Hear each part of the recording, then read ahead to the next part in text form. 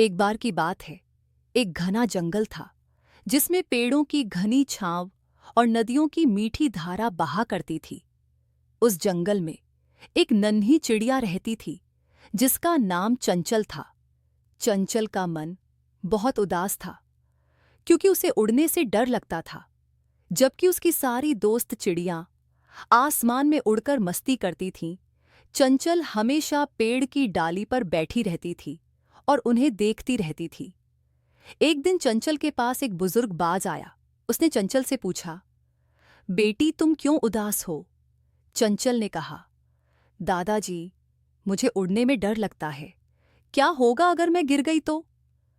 बाज ने मुस्कुराते हुए कहा, डर के बिना हिम्मत का कोई मतलब नहीं। अगर तुम कोशिश नहीं करोगी तो कैसे जानोगी कि तुम उड़ सकती हो या नहीं? चंचल ने बाज की बातों पर गौर किया और सोचा, शायद दादाजी सही कह रहे हैं। मुझे एक बार कोशिश तो करनी चाहिए। अगले दिन चंचल ने अपनी सारी हिम्मत जुटाई और अपनी डाली से कूदकर पंख फैलाए। पहले तो उसे थोड़ी मुश्किल हुई, लेकिन धीरे धीरे वह हवा में संतुलन बनाने लगी। कुछ ही पलों में वह आसमान में ऊंची उड़ान भरने लगी। चंचल ने देखा कि वह कितनी दूर तक उड़ सकती है।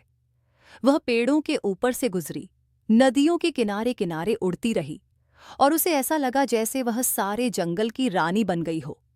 जब वह वापस अपने पेड़ पर लौटी तो उसकी सारी दोस्त चिड़ियां उसकी बहादुरी की तारीफ कर रही थीं। चंचल के चेहरे पर एक चमक थी, क्योंकि अब उसे पता था कि डर सिर्फ एक भावना है जिसे हिम्मत से हराया जा सकता है। उस दिन से चंचल हमेशा आसमान में उड़ती रही और उसने हर नई ऊंचाई को अपने